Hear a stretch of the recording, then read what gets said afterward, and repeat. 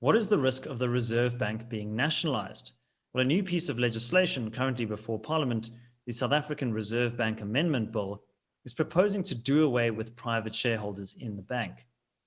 Joining me to discuss the implications of this is John Endres of the Institute of Race Relations. John, you recently made a submission to Parliament where you outlined some of the risks of this proposed legislation. Could you first of all tell us what is the intention behind this bill? What does it hope to achieve? The South African Reserve Bank is an unusual reserve bank in the context of the world, in that it has some private shareholders, which most central banks don't. Most central banks around the world are completely owned by their governments. The South African one has private shareholders, about 650 to 700 of them. And this has caused some unhappiness in the ANC and also in the EFF, who are now seeking to remove this private shareholding by effectively changing the law that regulates the Reserve Bank, so that instead of having private shareholders, the state will be the only shareholder. And the various clauses of the amendment bill all deal with the effects of what eliminating the private shareholding would be on the law. In other words, there would be no more elections, no more private shareholders, no more elected directors to the board of directors of the Reserve Bank. The IRR has submitted a document to Parliament, which we'll link to in the description below, where you outline some of the potential risks attached to this legislation. Could you give us a brief overview of some of the risks that you flagged in this document?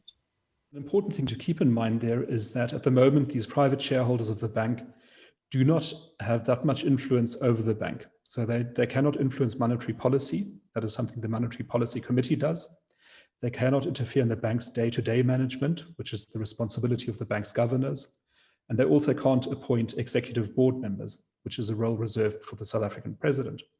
So you might say that this bill, as a matter of fact, doesn't really make much of a difference, and therefore we should be neutral about whether it passes or not. But in fact, we do think that it is quite important because it affects the perception of independence on the part of the Reserve Bank. And that is one of the most important assets that the Reserve Bank has, is the perception of its independence. This is something very difficult to gain, and it takes a very long time to gain, and it is easily and quickly lost. And that is why we think that this amendment bill does pose a risk to the Reserve Bank.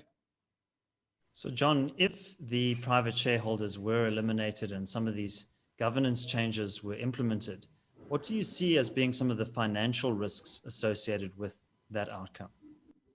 There's some debate about that question. So some of the private shareholders seem to have bought shares in the bank in the hopes or expectation that they would be compensated at quite a remarkable rate if they were to be expropriated or if the bank were to be liquidated. And their contention is that the shareholders are in fact the owners of the bank. And therefore, if the bank were to be expropriated or liquidated, they should be compensated on the basis of the net asset value of the bank, which is the hundreds of billions of rands. So they would stand to make quite a killing on that. But I think that this hope is misplaced.